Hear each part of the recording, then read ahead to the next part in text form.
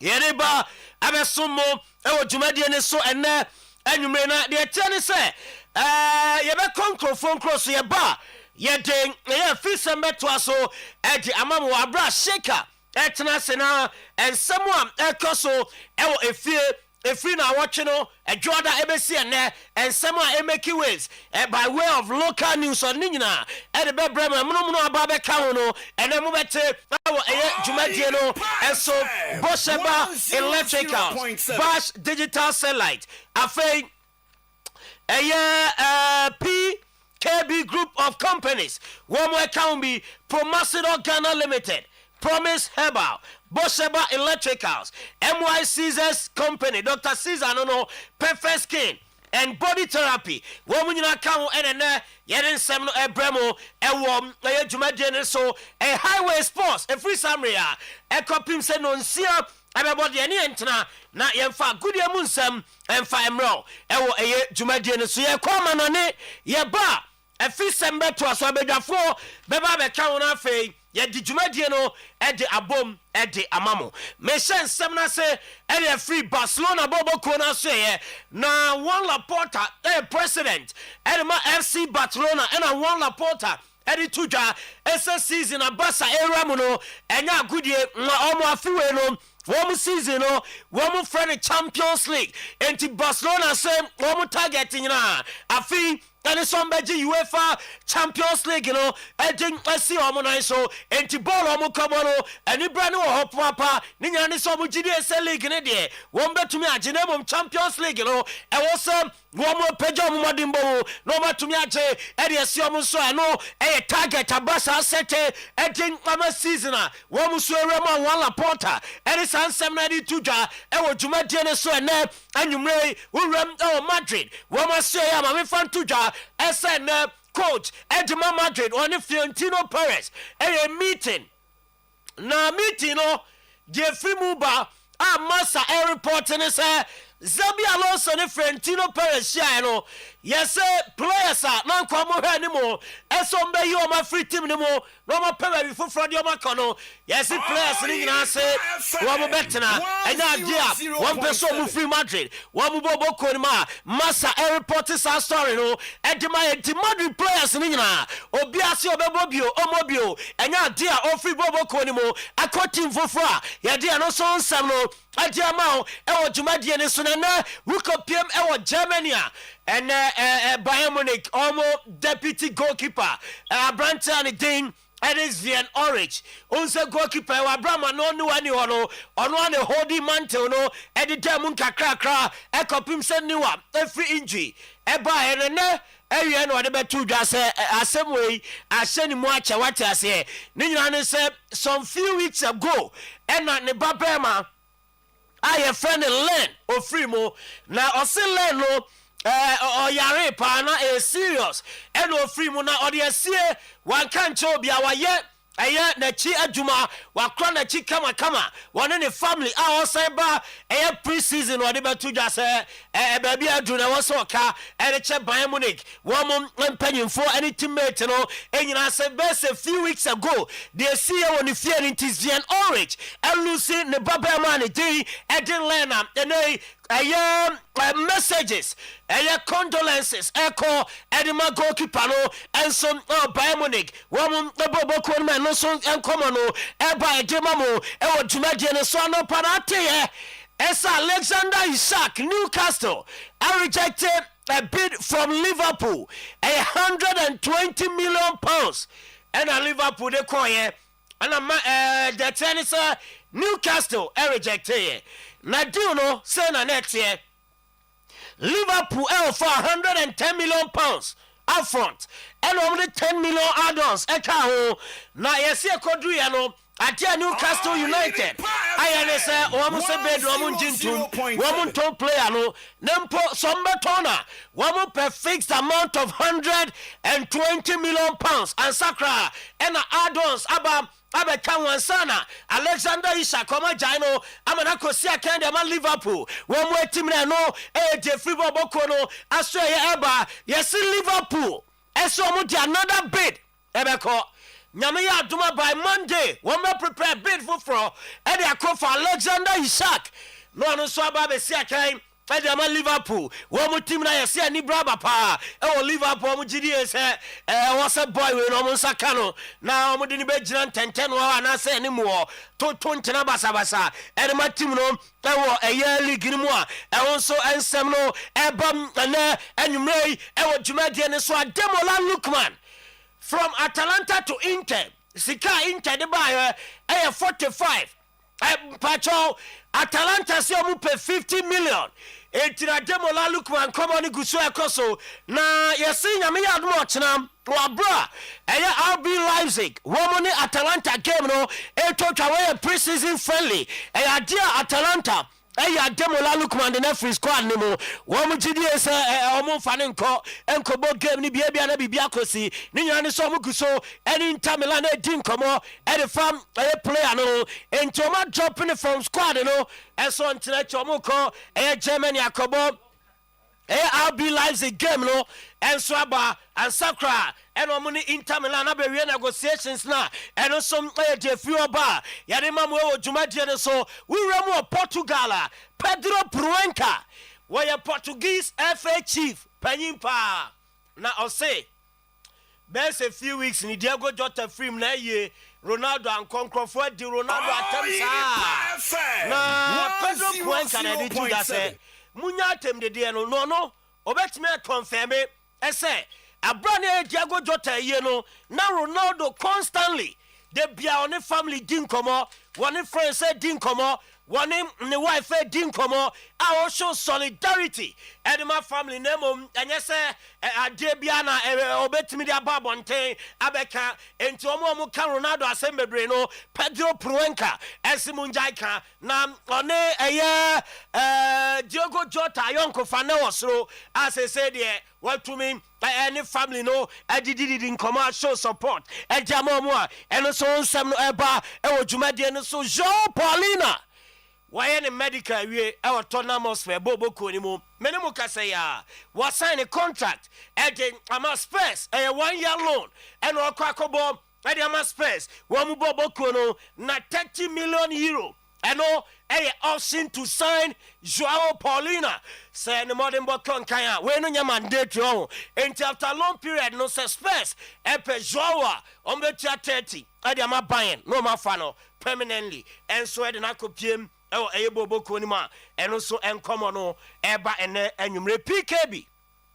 group of companies yes car batteries car ties and our first security doors womo and akofa papa de aba o car no nya car battery any car ties na efa egu ase na fa battery no so esi so eno ena wona mo agane ndumbia yense san battery so battery no tone sika ne so a e wo se base mfie mienu asem bia ma ho se within 2 years assemble battery no wanya papa PKB battery no eno ena papa e plate awodo ni nyina for cars nketo akese ni nyina wo pa PKB a obenya bi na onso wato car ties papa o ma obi German Turkey Italy one doors a security doors wasi fie na wie na open doors a eno ena ogibi na ode akọwie efie no tafo asiye enkramofo asiye no ne hwe animu pe ho ena PKB group of companies ye main office no ewo ofori krom ye ho Tafo Neuro Junction ye ho okonkran attention ngwa brigade also ye ho 0209 170 030 0209 170 030 perfect skin and body therapy manam ne nkasa manenya fe manenya kono o sha atade you awem oba you na ho maye he osirem kakra anantuo no yi ni nyina pie perfect skin and body therapy ni nyina ne se woman na ma confidence abetumi asha atade you ho kakra se kotwa stretch marks nenso oben pimples agini pedua na bo so a o sha atade ade bia be kata ho te se sebi years of mame enso ebi kra na ntisa oba de onam amenye ose wa skirt tesu na ase a kra unura so dem so bompa e dey be dey afrel what I say perfect skin ebe skin e kama e dey amount body slimming stomach reduction and a face so flat tummy e ma no de bia me ka say unya mo crop top ni bia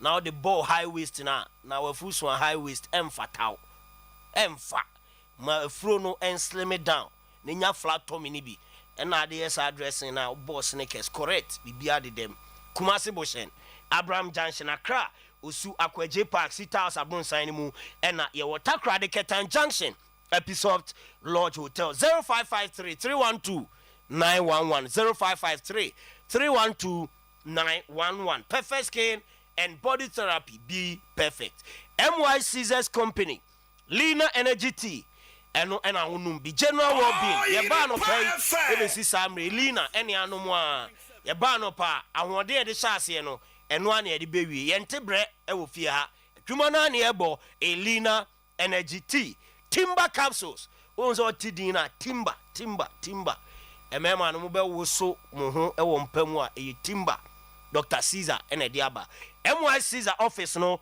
e wo mrom e chamfo market nhwe ani mu ha frɛ no e wo 0244 46 26 89 0244 46 26 89 Bosheba Electricals ye the fan ni biaba rechargeable fan eno ye the solar ena e charge kanea wo pen drive enso etimi ehiem ema ebonyum kama ena afi so enya no nko a ubetumi e de asiw table so oho afi ubetumi de asend dem wo ba bia e rechargeable fan brother bejo de he says you are standing fan afo ukra 170 cedis aba Bosheba ye be ma fan now so akọ use bonframa ma dem nyanyunu ma honum enye de Bosheba Electricals Edum PZ KT market nhwe ani mu ancha to for dynamo PZ to anaba ya bronsan mu prisons runabout Bosheba Electricals ewa ha 03220 30838 03220 30838 and 0536095966 Promise Herbal enupano bejibi ebibidro enuahini nubna hama ena yede aye onumu a immune system benya ahoden yade ntimi ntena nipadua ni mu onumu e stress e de free ho onumu a eboa na improve digestion e de ama general body pains and weaknesses ni nyina abekọ a Promise Herbal enupa no ena wonom bi 0535 544681 0535 544681 na waje wadro no ewo Promise Herbal aseye Promotional Ghana Limited Cowbell Coffee promo no egusoa ekoso de tell say oh talk Cowbell Coffee promo sachet no edu no your promo code ewo sachet bm uhu promo code na wabo e de star 713 star 27 hash star 713 star 27 hash anase obescan QR code no I was sachet ni no na sate dubia autobia no emo akonya baako eseye enter draw na ubenya achede pi sika ewom phones ewom laptop ka ho yebetim do atu kwan Zanzibar South Africa ni nyina e ka ho bi ebia ode no Netflix na de bia pese uhwe movie e be subscribe e de ama we nyina e achede a wudi ewo Cowbell Coffee promo a eno so eguso ekoso na afa car no Suzuki Jimny SUV eno so udia ya na do usafo ama se je neko na onsukotwi sa promo ye rane akopim September 15th asha se na de shase July 15th kowie September 15th fa unshem na onso ubenya achede na wedi Bash Digital Satellite say season e be start EPOE na no pam kacho ne na wotwe mienu na Liverpool etiano amu pay shark e na beti EPO na no na ball no benya bia hwede emfo ani nto Ghana channel bia so ball no mu nyi bi ball ni nyina no Bash Digital Satellite omo na be install decoders no e de amount e ofie no anya bia hwe game centers mo amoso mo yi ball no eje kakra eno so obe bia ma hotels obema mu bi guest houses, afe restaurants, and individuals. Or bremu decoders ni bi. They yi bo, they yi telenovela, they yi lifestyle programs, they yi movies, they yi nyom, they yi cartoons. Chese bi bia ubenya bia he ewo TV no. As oye decoder installation, oye decoder recharge. Afe so oye home service oye door to door delivery. Ni nyina ewo na soye. Abrepo Junction ship mu wa unima Abrepo Junction ship mu Kotoko Junction wa. eho Kotoko junction ho yes eho na ubehu Bash digital satellite and so ewo 0200050848 0200050848 na 0556287757 KSTU Kumasi Technical University woman exhibition and a fashion show no baso nyame ya tuma 4th August ewa Dakojache FCAT building eho na exhibition and lunch no baso and Sakra and a year 4th August na ejuada no ekopim ni wukwada so omo de ahihye so na Adakojache campus de no ebebaso exhibition e be chase ho na bewie ewo KSTU wo new great hall I know Wasim campus so and we are Friday 8th of August 2025 40 years of excellence experience innovation and style. Don't miss out a fashion technology and a transformation week at KSTU Edeba we know a Department of Fashion Design and Textiles and a Faculty of Built and Natural Environment and Faculty of Engineering and a Kabuma Omum Edisa Technology Fair and Fashion Expression 2025 so no baso 4th to 8th 6th August 4th to 6th 3 days Juada ekopim kwada Juada ye be ya no mo chase na omawie ni wukwada na efiada omaye fashion show no enso ewo ho a eno so enkomo no eba ofa ye ko na yeguso e tricycle and truck drivers eba cho valid driver's license unim abobo ye atwi unim truck atwi a friend number we na je adwuma 0539 596 165 0539 596 165 afa company kese ba ko epe security personnel no ne o ma ye adwuma o valid driver's license amount added advantage number no 0503 264 195 0503 264 195 na onso waba abe security adwuma na bibia akoye ede amount over ubewure mo ho na medi we no shake awia na medi aba yes ye nyam missing item bi wa hana ye maami abena jamfu a waba yaso ye se ne white sack asika be se 40,000 Ghana cedis ewum ayira ye maami abena jamfu a white sack sika be se 40,000 Ghana cedis nya no nko a o se items bi enso e ka ho na July 28th I know him say 28 no I'm saying Monday ni Tuesday ho baby best 11:30 and also a full sprinter bus a free swam run about e call offenso we are no kudigwa na offenso last stop e no see na osi no ni refi e no ja sack no e wo car na otim no na sika o de koye no o de koto adwene smoke fish e de abrane customers ti abena jamfo adi adwene dwa na odi ni sika ahye ne sack e call offenso of a car no e free swam run about besa no pa dubako apai mu 11:30 no dru ye na ni refi se sack ne guta no kra waja o car ni mu besi ne onti sika no pampan bi enti e be sre se bia onam no hu se sack bi da baabi na se sika wo mu a na se wo hu se obi fa sack bi o baabi wani bosso na sika wo mu a yesre wa obetum de aboye pa FM ha ana se obe free number we 0534 027 223 0534 027 223 number obe free eno no o de boy pa FM ha so a yes reward e kan wa chede pa e kan nti ye gina no so na ye de no asi na dwumadi no ato aso sheka e wa ha same se ade kura same eni o be 14 Ovantino mami fa ruwe na mi fa chiro no na chese yes ko ye hodi na maye na yes mo shirt is yem fe pa ebreni ti oh yeah ngwani bende emfe obi ana ne twasika nso bi amamode ne ato oh ye be se nanse enye easy sa so obenya be se 400 million owo onso we odi diga yes ena obekom kra no nse adwadifo no obi o kofa ne ma na otimi gye ne yonko bi de kra kan so kwa sa ma de ano no o de to akoma ni nyina na keka boma abaye 40,000 400 million na so omufie ko ma ne meka ne so emergency bia menwunu but unsa da bia menya 5,000 10,000 de kofie kakra ma hwe half pesa shawa so no ebi ntimi ntomi o menim se minni sikanti a 400 million meja ne kaya mu solo adwenwen o minnim de arefrede arefrede bibia menyina menya nyini bibia nyini bibia tunisi umblemu 10,000 yan ma hwe umblemu de mesa bo ha na hwe ho umblemu ni ko ya de ofie ho ma hwe se hwe ho umblemu ni pa over 6 December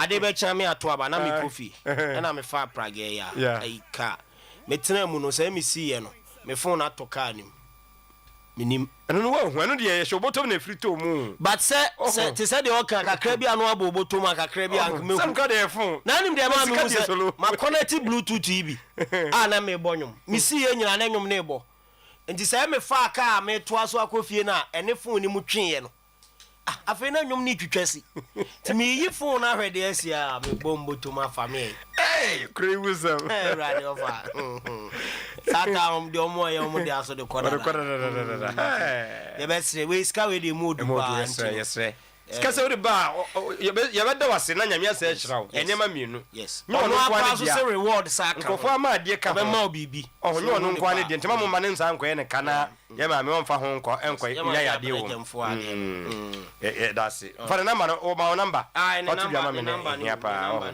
yeah number ne ko share shama me na yeah the number ne 0534 027 223 0534 027 223 eno number ofra yebe nya eye akro no that's it solo na me sha eno ye fiada me be ko sheka ho na unse di fiada du se ya ensam na wotwe mu nyina na edi ahim no de ya ne mu odin no obobo so de mayen owie ya pe na afi exclusives no what the best 5 edi ahim edi amount yi no ena 453 enche ye ba abeye na benyo ho wo sonko bi wa na akwaba amejo so tino na boko de yankupa do me pa na oboase boko yes you ha cho ai nukre ba kuma si ache ye ba na esa dan ni contempa ba we di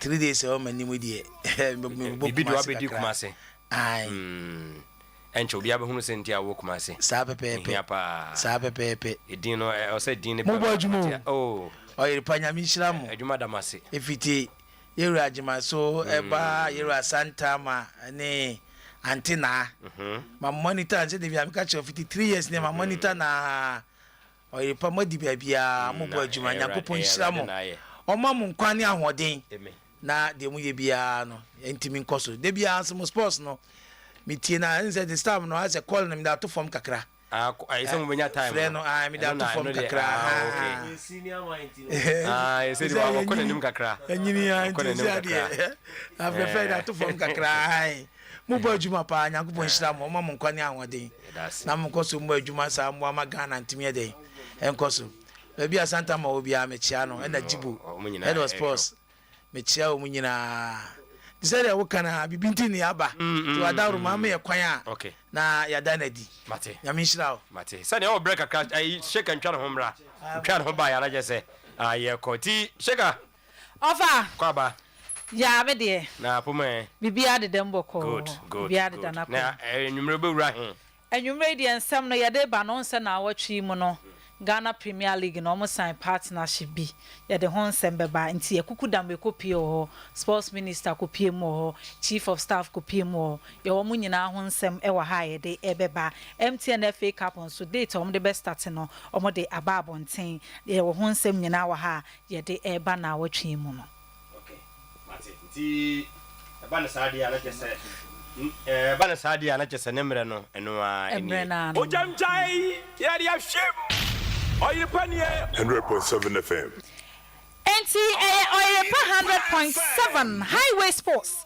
Ene yatna nkonya so ede nsem ni nyina ede eba abesomo ewo baby bia mo bia na wotwe mu no na enye asem ketwa kra the Ghana Football Association and the Ministry of Sports and Recreation no etimi a partnership. Na partnership no na se clubs no ataje omo ete dene asesi ya hwe ni mu TV coverage sesi ade omo so omo de ama Adisa production and na omo de ama na lunch no timi baso na the Ghana Football Association president friend Mr. Kate Okreku eden sem kakra etudwa kasafa sika clubs no ebenya kran sana season no etimi astate yenko tie ensem no enfambra. Our matches will no longer be games. There will be high value content capable of being marketed, broadcast, and monetized to support the long growth of our clubs. Through this initiative and in partnership with Adisa Productions Limited,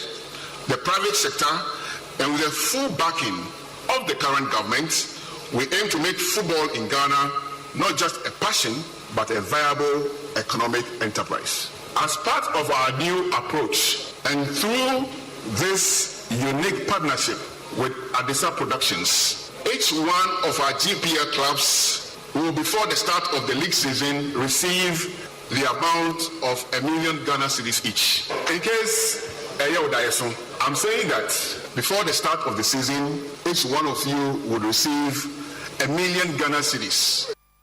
Enti sikana clubs ni benya no ena auditu ja no say $1 million Ghana cedis ena clubs no ebenya se season no startia na Honorable Kofi Adams Minister of Sports and Recreation ono so kopie mo say na ni je na ho say ne lunch na omo no oye part of it yenti nsema auditu ja. It is with great pride and honor that I join you for this historic moment in Ghanaian football. Today's event reflects vision, opportunity, and collaboration, the very principles that guide my ministry's new approach to sports development. This is not only the unveiling of a new process, but the beginning of a new era for football in our country. When I assumed this portfolio, I made a clear commitment that we must evolve beyond government-dependent models of funding and begin to leverage on the strength of the private sector to grow our sporting institutions, football included. Because this was not just my thoughts, that was and remains the vision of His Excellency, the President of the Republic.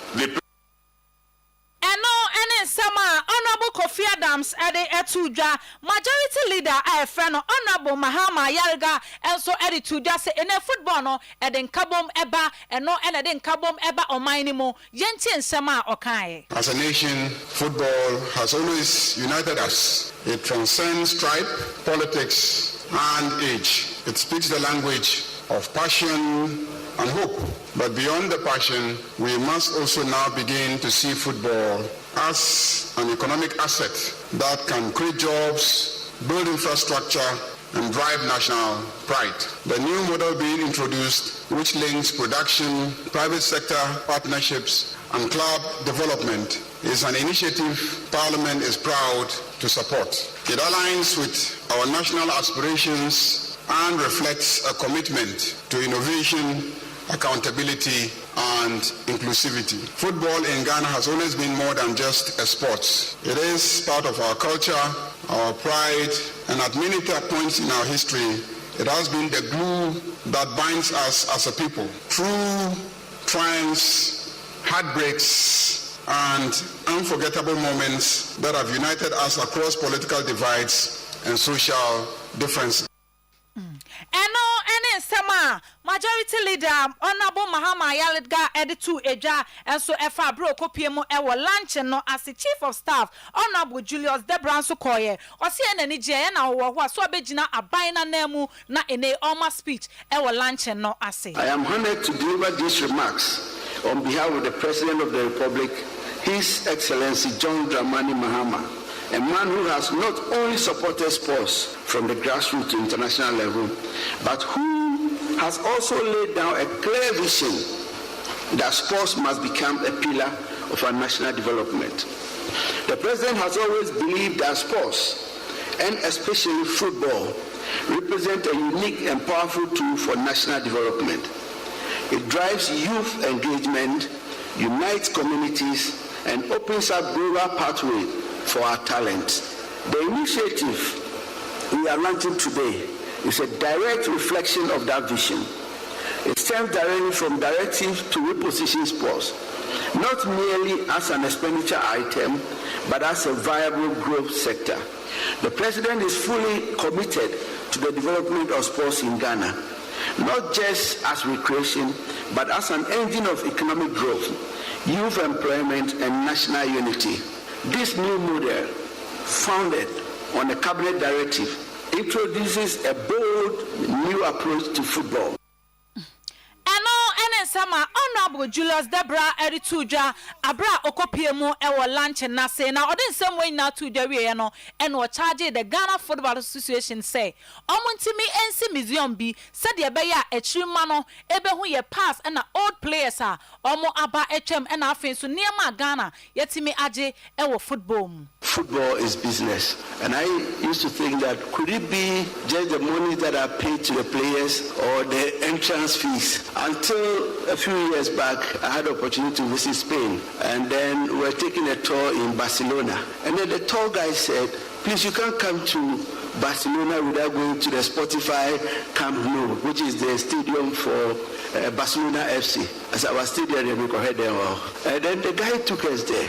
And to our surprise, to even enter, you have to pay. To go and look at the various caps the team has won, you pay. To go look into their changing room, you pay. And above all, if you want to walk on the turf, you pay. They put it all together and then you pay for the entrance fee. I said, wow. And if you see the buses of tourists from Monday to Friday entering the stadium, I said, but that money alone can give the players a lot of money. And Kurt, I throw this challenge to you. We'll definitely support you, so take it up. We having what we probably would call the Ghana Football Hall of Fame or Ghana Football Museum. Because we have mysterious stories like there was a gentleman known as Infum who could kick a shot to torn net.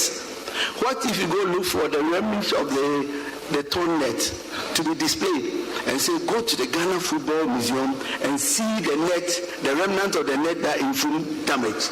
We've also heard stories about a goalkeeper known as Robert Mensah, and he had been described as being so skillful like a cat. And amazingly, he used to have a cooling high cap that throughout 90 minutes, he would still have the cap on and the cap would not fall.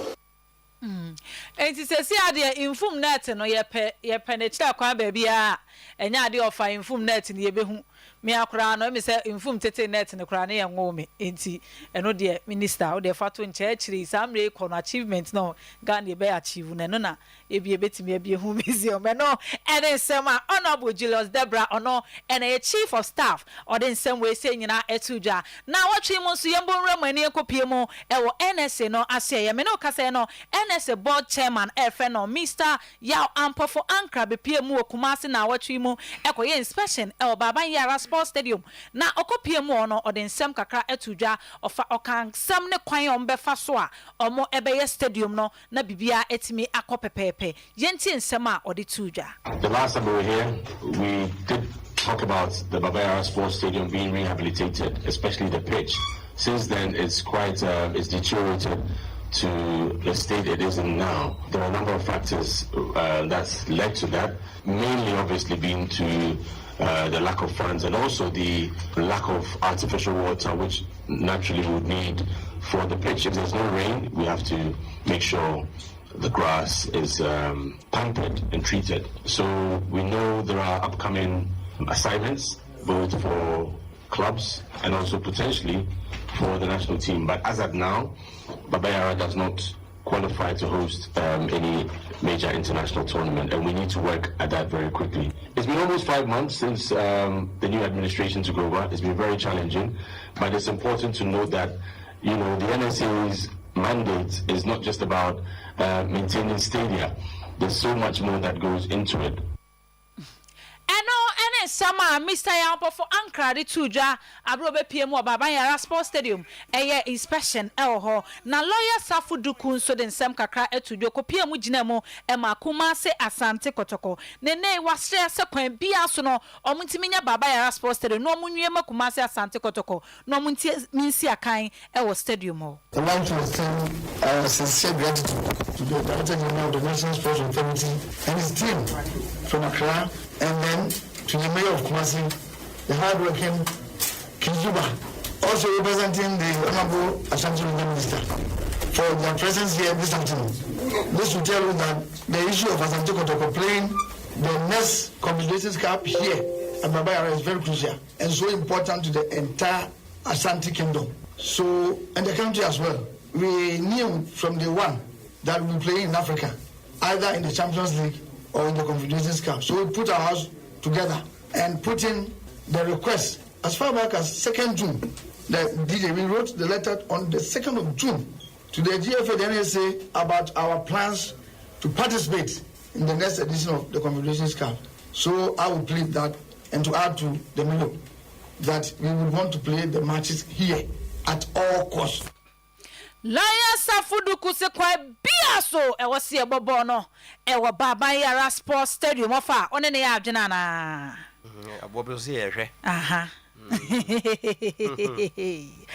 okay kiame boss FN Richard Ofori Ajeman Dudwana FN Zuba ono so timi kopie mo se sesi ade omo nyina attention e baba yara sports stadium so omo be ye ni yie no mde amakumase Asante Kotoko. The right attention must be given, and for those members in Kumasi focus on the Kumasi sports stadium and perhaps the local sports stadium in Obuasi.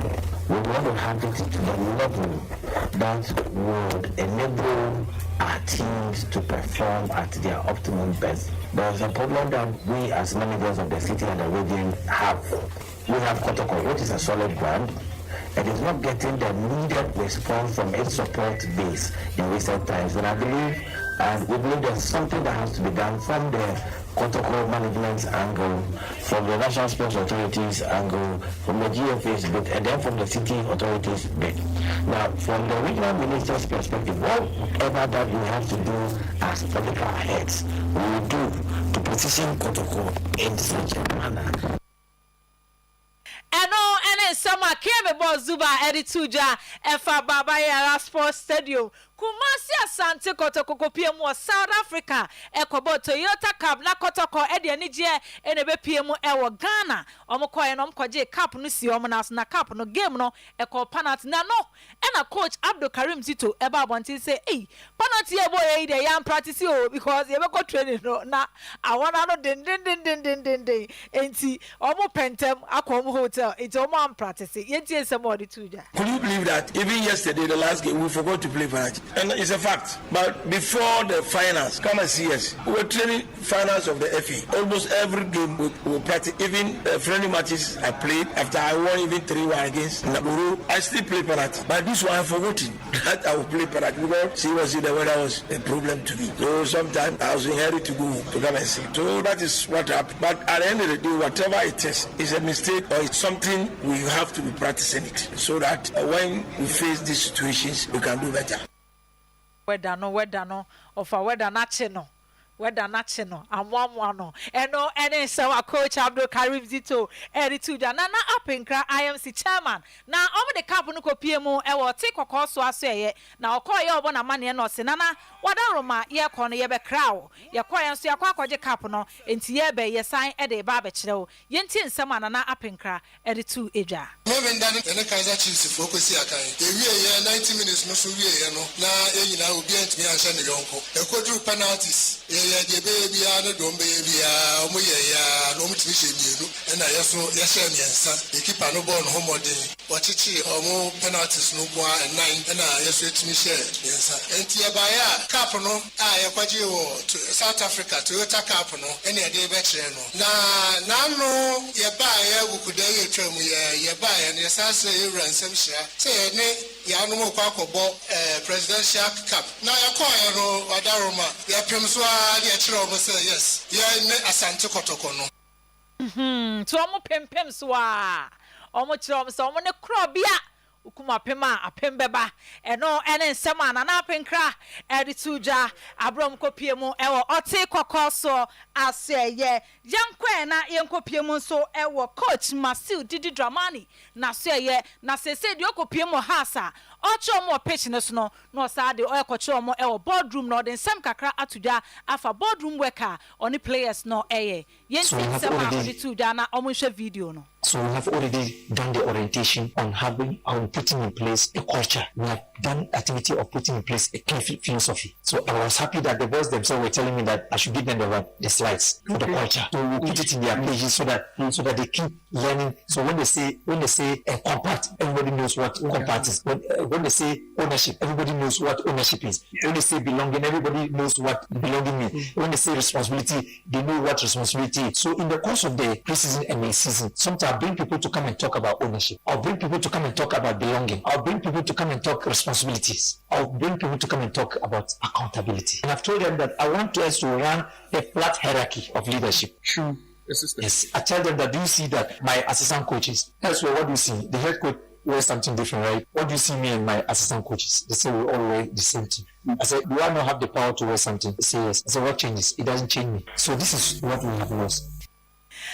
Okay, and some coach Masil Didi Dramani, Edituja, Aquasedu CEO, and my baby and the Gold Stars on also, and some Kakra Atuja, which them I was season way there, and was a players, nobody show my dream, say, Kapu be a baby, a crew be a game beyond Bebobiano, or more Erini, young Connie and Coty and some CEO, and my baby and the Gold Stars, Edituja. Interested in what being Africa, being what the look the Africa. You see, I'm a team now, I win a trophy. So you always want a contender. At least 1 year they go, you must get one of the three, another one. So be our piano, myself, one team say, you are here for what a purpose. No place, nobody. This is Gold Stars. We are a small club. This is where we are. Maybe the last 4 years, the years have come, some have done well, we are enough for me to be about make your name here, because that's it. Now, so the spotlight so we should move on.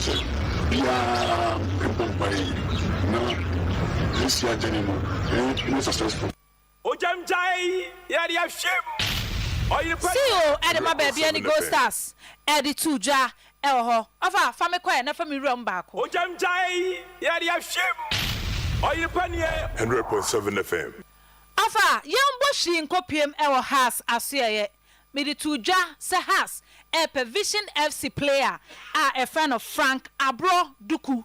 Na sa player, you know, obo under 20 nibi, entina or pram. Aha, na has any edile pa. Se si ameno ka say there has any vision komochichi no omawie. Ah, yes, any moon say free echina eko. Akosi na wachi ebesim no abrantie no betimi akoye ne medicals na wasign 3-year contract e de ama hassle folk Ojamjai yari afshim oyipanie 100.7 FM. Kofi Agbesi ma yakana asem e wo fia ha ka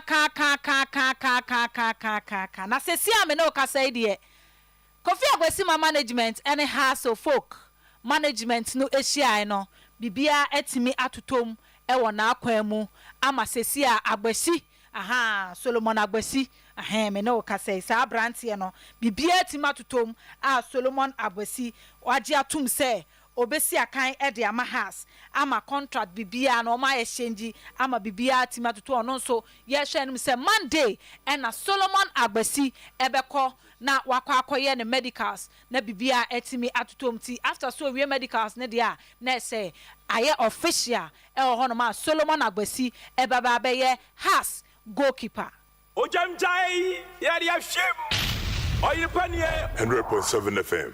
Afanti transfer ne de emienu ye de si na offer me pese wo bem sesi e no aka 23 days na transfer window na close 23 days na transfer window no na etimi a close nti ebe close 24th of August 11:59 am pepe anajobre ena ebe close enti class no enhye ne nso na wa wo pese wo sign player bia no on yere ho na on keka ho because esi anu skaba enti munko na munko didi nkomo ne tentem eno ne de afiri ho ma eba Oyerepa FM 100.7 Baby ani Go Stars nso egusua e won kran a omoboabo omo ho ahead of Champions League a omobebo and afei nso 2025-26 season of the Ghana Premier League ombebo na ene omoba yonkfa kansi a baby ani Go Stars eche akromase nkum ehso omo eka miensa ema akromase nkum entimi antika ne bi etinese abrantie friend Godfred John Atta ono eneto atene edikan ena afei so Kumasi Asante Kotoko play omo pamo no Samson Eduku eto atena ono so ehye 2 goals ede ema baby ani Go Stars tie no ena efri hono ma eba na ye be sori so na ye sori so no na chese ye kọ akwa piem so ewo MTN FA Cup no eno ena ye de sori so 2026-25 season no enche na ebe start na sesia no omo asset data omo ede start ombe start no 24th of 2025 October and omo be start MTN FA Cup no na afei omo etimi awie 30th to 31st of May 2026 and na omo be wie MTN FA Cup no honoma na ese no ene de efri honoma eba na ukopiem so wo Kenya nso a me no kase no ometimi Kenya team e friend no Gomahia ometimi appointed coach CK Akono and afen so Bismarck Kobimensa say omomra medi juma emfa omo san 2 years e de ama club ya omoko akwakodim yenhye nso say Kumasi Asante Kotoko former player e friend no Morrison e ho na osiakan e ho anese no ene de efri ho no ma e ba nti ofa ye de si yensore so na ye metoa so echi medase shika nyamenya adom na onhraw ibia koyi Monday ye wona etinkomo a ye besan ehia ebiem amena na mensan hia nko wiitew na wodwumadi fofora e wo se eko wi emayen e ho na bisa ye weni tew mayen na yenko mame enwese happy birthday eko ede ama Mavis ya Tamanga Mavis ya Tamanja yes Mavis ya Tamanja bisa ho happy birthday eko okay nana yenkom na ye ba na ye de aka abeto aso ho Tino deneko oh Tino anwumedi se ohumi hanom a enye bone de omuni se on se enche Kotoko ye ba beto aba ayi ye national circus leader okay ye chairmanship what you say na sisia no adofo mienu na e context yensa wana ba kwa resign de minim se mienu sisia so far na na me de minim yensa na we ba kula fu ne chama besa chere chama solo na osasibe osasibe de mention that in kasa oh what that to yes I didn't mention in kasa but de minim se solo ni oben ana wo fa na se nipa mienu na eye but ono so ka ho bije amane ya miensa okay you on raise nemu no me de se sia de me gina mu ma oben mesre se wonu se de eyi na beto five sensors no me card ni me visa card ni what I say se me ye kotokoni enti kotokofo a mo hwe ma awie e wo Oyerepa TV so no mesre se opese oto aba ni bia ko register sensors no se na no mu bie ntfefe wo mo honom ko register nko ade a obetima ye den atubi ni se meni azakito mo sympathy makotoko no mu nyina register what I say a omba tubi enti no mesre se abano so no ye beto no online na nipa me sese ento abama ne obin sekire ade ntira enye se bia me ne teboase nti e na me ye den me support no obin be ye regional chairman no oyo obi a openka bomu obre ne ho ase obu nipa so what I say and na e fa na administration work so ye good what is say obin kasa jijiji obin kasa jijiji oto no bo ase kasa what I say because now ye Christopher second event say or the first chairman what I say only di Christopher chi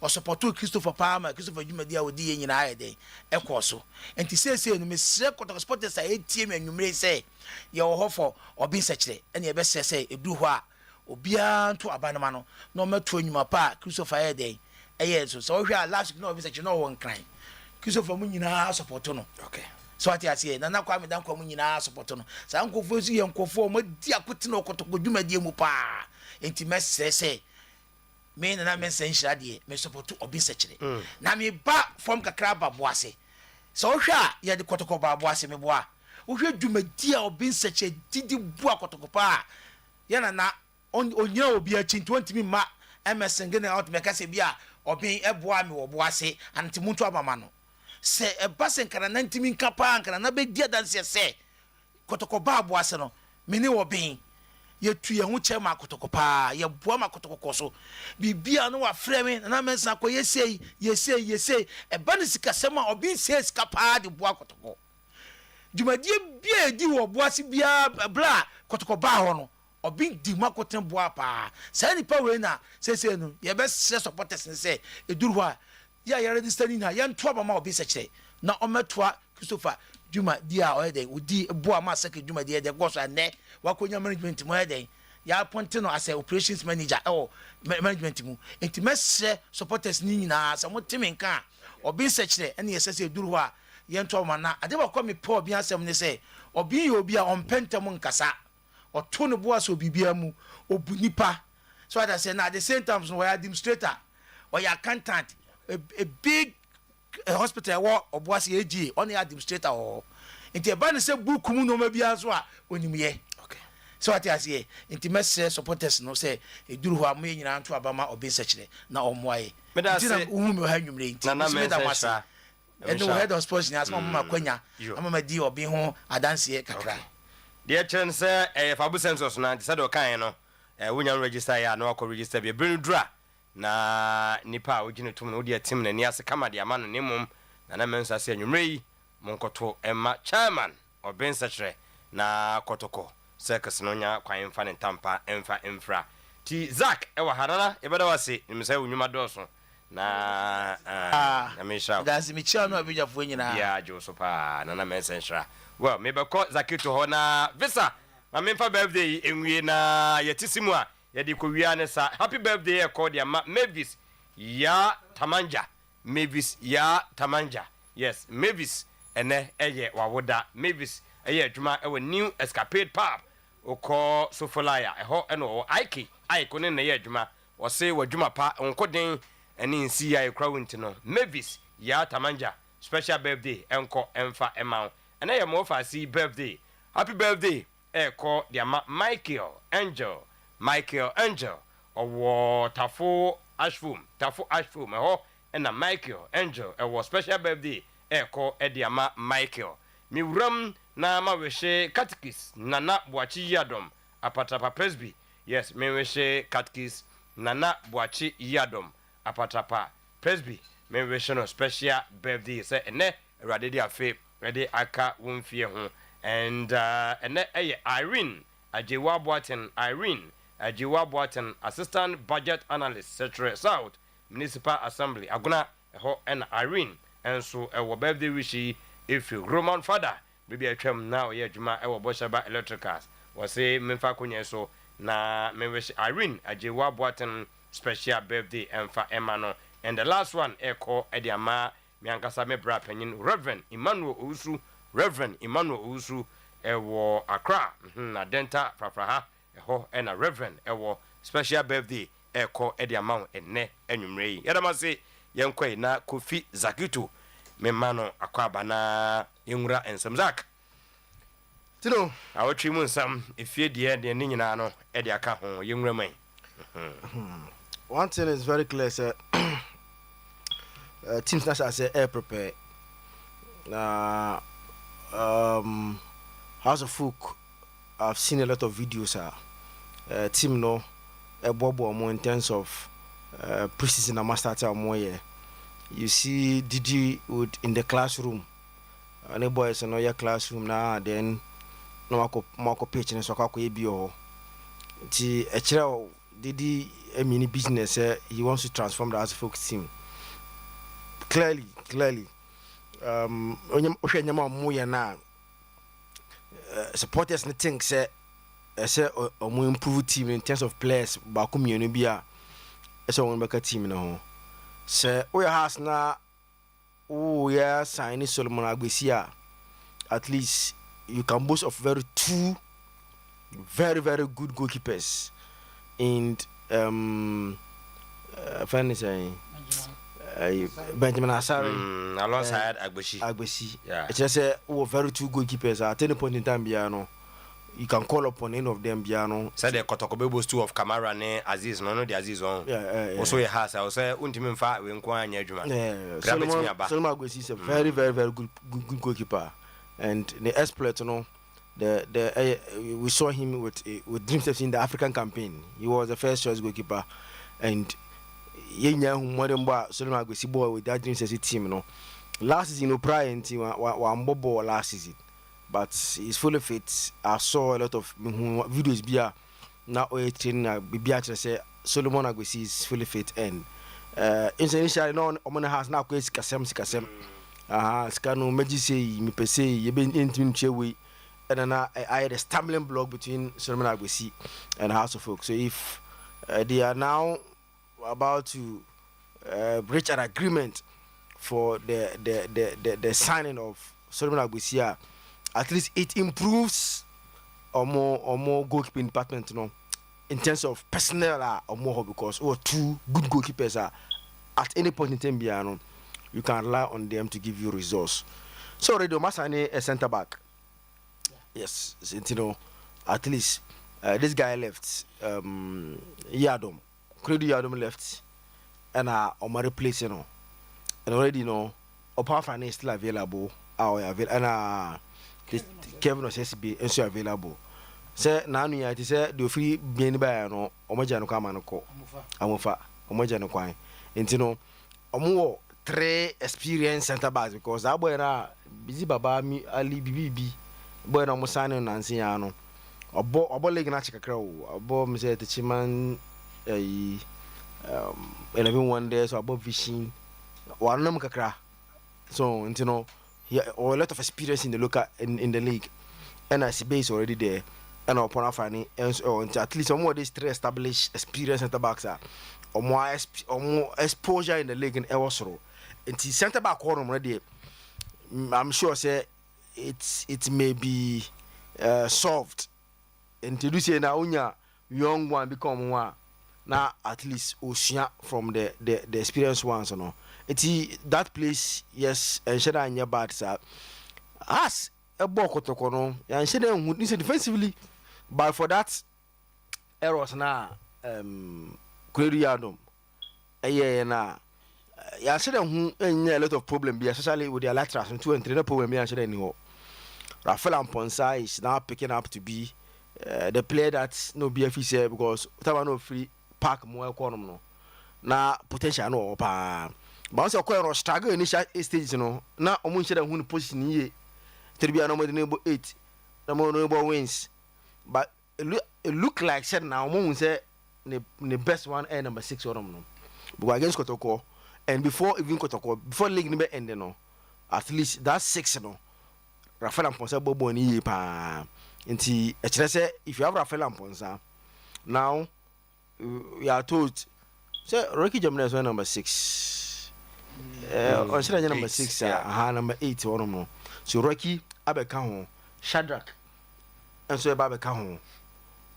Collins is around, but Chief Los Collins, but I look at I said Kofi Asman so it look like I said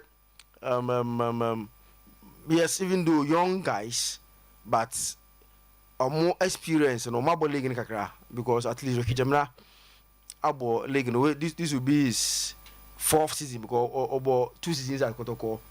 Last season, no offense saying Dreams FC and a few you know. Auntie, yeah, fun sir. To share Rocky, yes or young, but at least he understands the league. Shadrach understands the league, even though only a young player. Collinson, yes, on the first season, no boy with House of Folk last season, no. It's much further, yes, young, energetic guys. If all they need is coaching, they has in here a coaching, which the board thinks D Dramani and Ghazali is the best guys to give them that kind of coaching that has in here to reach their peak and get what they want. Yeah. Yes. Also, I can for Noah. At least he's one of their most trusted players that very, very reliable in terms of how they want to play. now has the last week now Karim Nations officially Karim onye Nations player from Bechem United to Nations and Karim no local blasters friend is D Dramani and see now House of Folk and in common no utia almost done deal Karim so back academy for until at least you see so who was our young guys we na Karim no the experience no so guide you more many say a bad signing. Karim is a very good midfielder, or he understands the league. Karim was part of the local Black Galaxy team, no. And you know, if Karim ever get team, you know, just say is an upgrade once again in the middle, and so I was on no. Now attack on no is an issue because last season has attack last top scorer so she 5 goals or so last season. Yeah, 6 goals. Until 6 goals. Finally, that is a Mauli Wayo. And Hamza share 5 goals. And he said, "O team, na Tino, Ubo season na we na o top scorer, share 6 goals and o top striker also share 5 goals is something that say a disturbable. Coming from Hamza, who have given double figures last 2 seasons."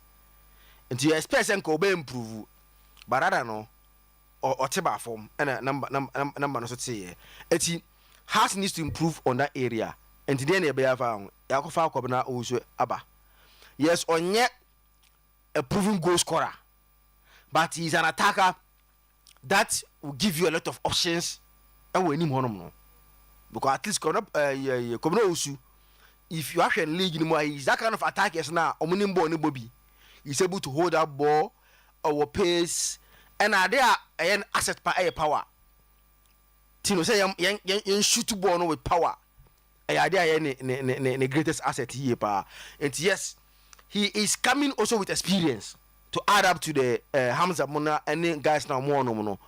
And one transfer why the Evans also transfer no. Because the Kotokodonwa gym now. Meaning how has would take it because now that I'm going to say Evans how a Kumasi boy in Bo is a Kumasi boy. Was a Obrana de no Akupi more Tama okay vision so no Tama youth it was not Tama youth into Division 1 and no Black Galaxies no a starter Black Galaxies. And Titama youth issues in the contract and the issues na of course anima Samates. I don't know much league in last 2 seasons. Omo 31 matches, 30 match week 31 and Opry. And okay surgery. It's the whole of last season. One more league and Farmer Samates. Then the contract ended. And offer honum no. And see Evans issue no Tino say me tie simaba Kumasi hasia kotoko ewurami pa de ma Evans no kotoko ni dile kakra ne kotoko no mo doubt to the fitness level say player what na fie 1 season na 1 bobo de how sure are you say ni pre no e kwa na se nko e nti I'm told say enra final kotoko I'll take here decision say they will let him come and go through thorough medicals. So because a thorough medicals, I tell say they will take key details into whatever they are doing to make sure say only any problem ya. So initially no, kotoko request say like nanka omram na omo observe no kakra. So we train ya no come ahwe no say eya na say nye. But the management of the body is even senior player observe no. The only idea or one say upray. And the all obayan say we present it for you to do your medicals. Till say uvura you know. The yebaya ama mo an say oba be medicals. Na mo ama confirm say or fit and so on your fit. If he passes the medicals, asɛm bi ani akyiri but ɔnya deɛ ɔmbɛte ahye amana babɛyɛ sɛ ɔmmra na ɔmɔ sɛ ɛfɛ kakra hwɛ sɛ ɔyɛ fit anaasɛ ɔnyɛ fit because ɔmo fi sɛ your medical team should be able to determine sɛ ɔyɛ fit anaasɛ ɔnyɛ fit eti na ɛna na delay process no because nka yɛn side akɔtɔkɔ deɛ has nkɔmɔ no tiro na ɛno na mete sɛ has edi nkɔmɔ na kyɛ de biara has ɛnɛ ɔmo frɛ ɛnɛ ɔkyena ɛnɛ asɛ slow motion bakɔtɔkɔ wura mu no pace a ɔmo de kɔɔyɛ no the only adeɛ a ɛma process no ɛyɛ slow ne yɛ sɛ na nka ɔmmra na nka ɔmo nhwɛ no 1-2 days mi yɛ sɛ ne ho ato na sɛ ne ho ntɔɔ no ɛna Evans so ref no se dabi Evans ɛnyɛ player ɔyɛ ayi observation pra no wopra ɔmo ma example kura sɛ ɔmo player di men kura na ɔmo time ɔmo di nkɔmɔ no ɔmo asɛ yɛsɛ ayi mefa player bɛn kura na ɛnyɛ example sɛ yɛbɔbɔ na ebi sɛ Mohamed Salah na opera kwa aba na ne contract end na yɛsɛ team wo so open a ɔsɛ bɛ na ne team ni ahwɛ sɛ ho ato asɛ wo ntɔ dabi ɔnyɛ player ɔyɛ observation na City Rodri na wɔsɛ sɛnde City Rodri ɔsɛ bɛ ne ahwɛ sɛ onumba na sɛ dabi deɛ ɔbɛyɛ ne sɛ you do your medicals because Evans born deɛ obi ani sɛ onimbɔ ɛna you see kroma de ba kwa yɛ nya de ne sɛ Tino player a press hana eba you expect him say first month na oba ya no oba hitire gara nin ntu hwe ya Rodri mpo na oba ya mpo no o se no ho kire ne pa sana a practice especially sa ni epra no oba e be take time kakra but the here na say you should be able to establish it epra bia ni no ho epra no why dey no ho ato no and I'm told say no one na day you know but I'm hearing say next week it's possible say the boy be in Kumasi for the medical no medical we are now then they sign him then he move on and to me say has so but e last minute action bia because as at ndon this is where now the boy was heading to say after the manager to say wa be medical so no na o ma sign no and to me say be last minute has action bi ebe ko nso a because boy no no cry by na ebejina maybe boy na interest no ewo yes boy no so interest so very key maybe I want to go here once I work as a house ni didi nkomo ya na all of a sudden association attention na back to it might be say minim say sikasemo na delay na den na nyom say as am say delay wom as no mkasa ye pe no bo no makwoti akoda bo hu anu wan from ye pe no bi o nyina say pra ntina na nyina so ehum say it can also be etide o dey hear say do your medicals and do so kroma say no o medicals no ebi mu nyane yie ase ye ko fofo won kakra bia na eja ntino ye ti se obi epre a na omukwa kwasan na akoda ne issue no musuru medicals ye ni yie the same issue na wo entry so won say initially no entry they no what this see blaster from John entry striker no I'm to say ono so no between ono no pokwa adwan sana mpeso mu yimu baako sisi ade about 90% John entry okay so about 90% John entry depending on coach here adwuma no kwa Africa so until the deal is dependent on the medicals okay but usha de ya nkomo no o media mana ko kire yi pa to me bo se koyesa de na ese morofin donzo bia ntwi na mo de we aka ho ana yes na 15 no yes okay because now almost say problem mo pa ye attacking on no mfi say enye bite no enye hye ano nya den so eti no and even say de no kwanya mi ni but if son de tama no in the last 2 seasons he's the best winger our Kromasi our Ghana see there's no winger at this boys level but no all division 1 and no board Galaxy so guys are team no Galaxy team no this boy no all division 1 and not a starter in that team of Awako and that guys no a starter in that team and it's a sad period no there's no winger in this country no do this boy level and okuprai if he is fit nothing oba baka I think say obana the fitness no e was so now bet me abody I think the Kotoko are not going to get a bad player nti let's see omu nya no baby obi abako ti no just 1 minute na medisi utie voice na mo boy no me problem anopa na meka na time no amwa me and say funding no scan idea ma teams no unse I wish enka ya mra bia na say you for example go Ethiopia yes it should be I want it to be like a documented something. Okay. If you go to Ethiopia, I buy 8 players reka. O my share no, o my year no mo Ethiopia because they want to improve upon it their football. Into any league into no, I buy 8 players reka. Eti yan share there no because see, ya careful ah. Na ya nya share there am dan ho a. Eti sika no, e be to so na say ento so. Okay, what was he saying? So, my for be ba na ho so hwe ho ba beto. Tell me again so. Okay. But e bia afa no aban no person ojutum se e so de ni hu rem na oboa. Na oboa de no be in return. Because bibia no aye free ade. And dey no dey. Unya na ba ku mienu ento so miense o free no ya bi. Onsa begene. E begene. So, eti is it that ye ba be nhye bi. Scan or the baba obe invest in it to make it attractive and very nice. In return, what does he get in return? Ebia in return and say bia oh yeah future blasters be World Cup abani yeska pa. Omunye sika for that time that we know so omunye sika. Eti me I think enka nhye bi eba ho around. Say na bia hu say enye 1 year de to so funding every hand eba. And I had air trosso, and I had Obi Baga say, oh, dear, my end bako. Nessia Minye, Negabato, so. It's the end, sir. I think, sir, a babua. Now, I'm not even for so no, because they have to also a moment quoting for that. So, free, nipper bibini.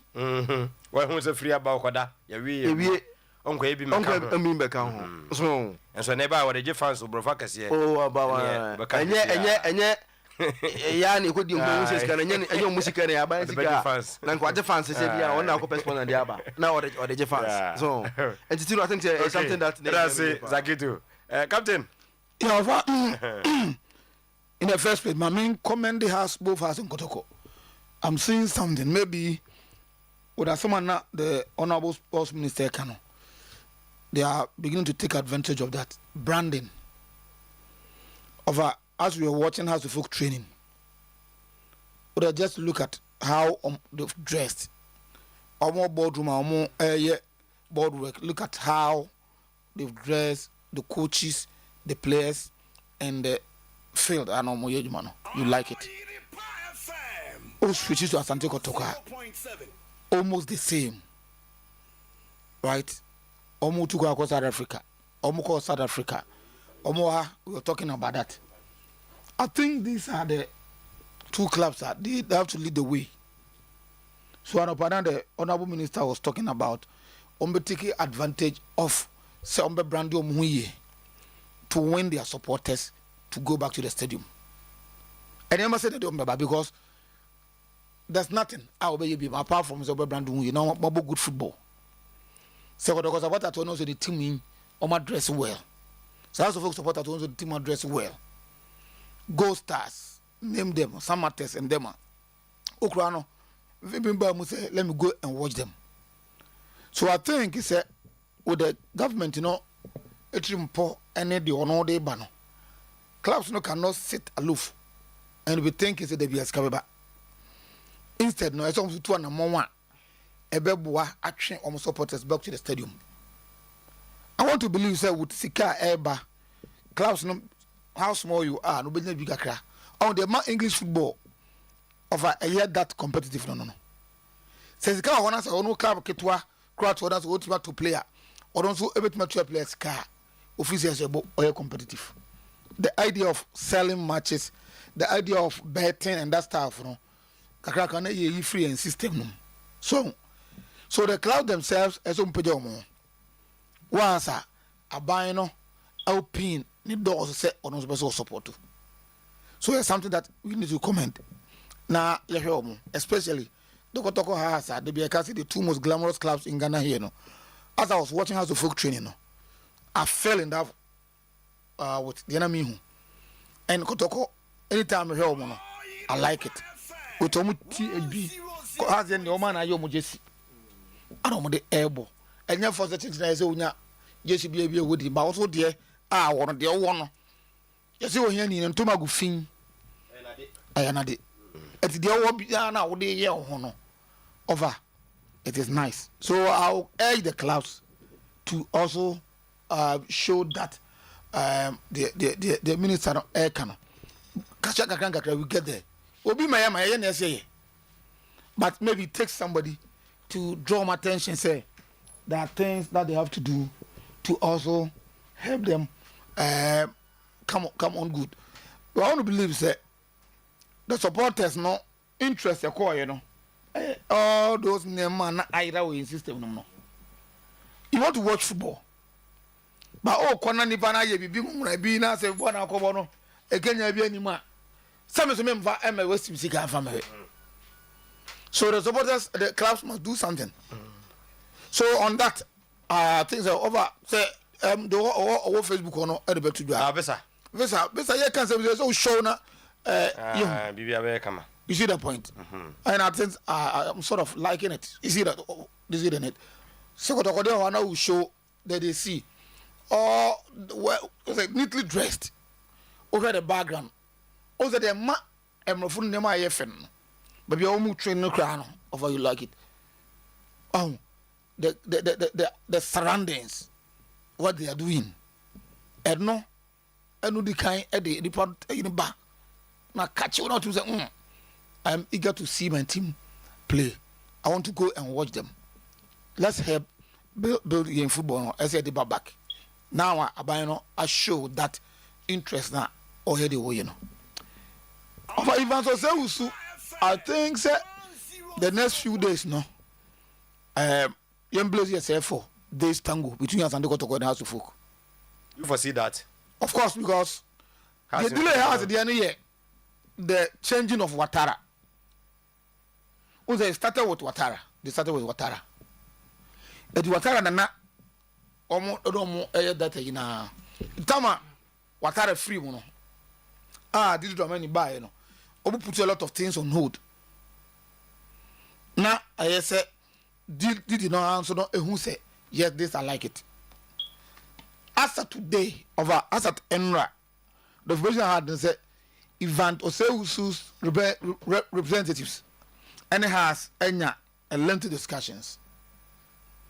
The na akara say ene ko you do the money any man you be share on that to us in India Omajetum say he is not a justified player.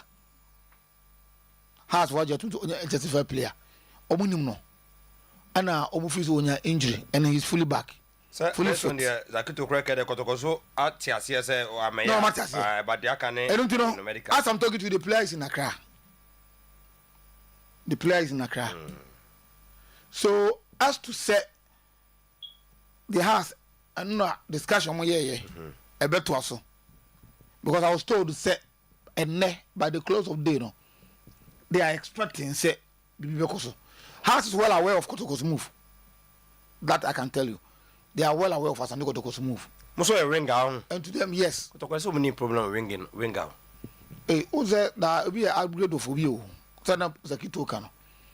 On the competition with those who are or league them. I dare back one, ABM House of Folk edge. Say if has begun and say. Said I can. Kotoko a lot of players to choose from. At the host House of Folk, no. On no chances of playing, no. A very higher, and I be to Asante Kotoko. And maybe and no. And like that, Zaki Kano almost started long ago, and because of changing of coach, you know, at the Bermuda, you know, they are expecting that and then copy by the close of the weekend, no.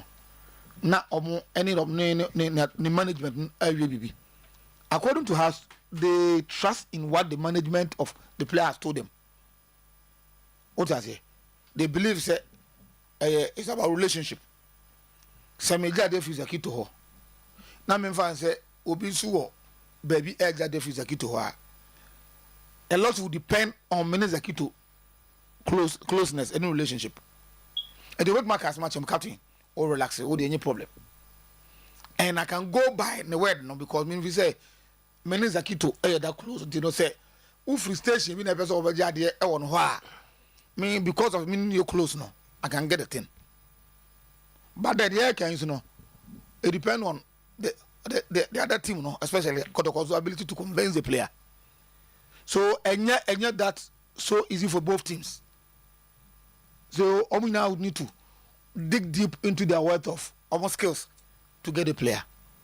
But the morning, no information you know there has believe they had a fruitful discussion with the players management and the player and I almost expect to say or close to BBR. Hopefully by the end of this weekend and by next week, no, not a announcement, you know. But hey, let's wait. A player is someone I can. But over, he's a fine player, very fine player. And you know, let's wait and see. Two teams, no, they'll bet me and Nano. As I was saying, you know, House of Folk, who said that now Obi was say, two players will be a can I can say, was a almost fat this and Shadrach, you know. And that one, Jamanano. They are also talking to other players. Vision FC, Liam Mefodano. Of our information is that the two teams have reached an agreement. I can't say player no, also under 20 player no, a best started about in the medicals. Then they make an announcement. So it's good. We are envisaging a competitive league next season between Asante Kotoko and Haas. Don't forget, two teams now, they had 54 points. So coming in, that's almost bigger. As again, the coach Watara baby and go stars are almost chief executive can say they have to go all out to win every competition, and you know, let's expect a very good season next year. That is my hope, and the American Musa clubs know at BMI. So better luck to both teams now. Whatever they are bringing on board now, let's blaze ourselves for that. Over. But I say, Captain Akomia Sechi na 5:53. Na the Monk Canches Ameno Homena Echna, a more time. Now, and you may read ye Kai Adolfo say a breno aben Echna, a brewy near Drumu.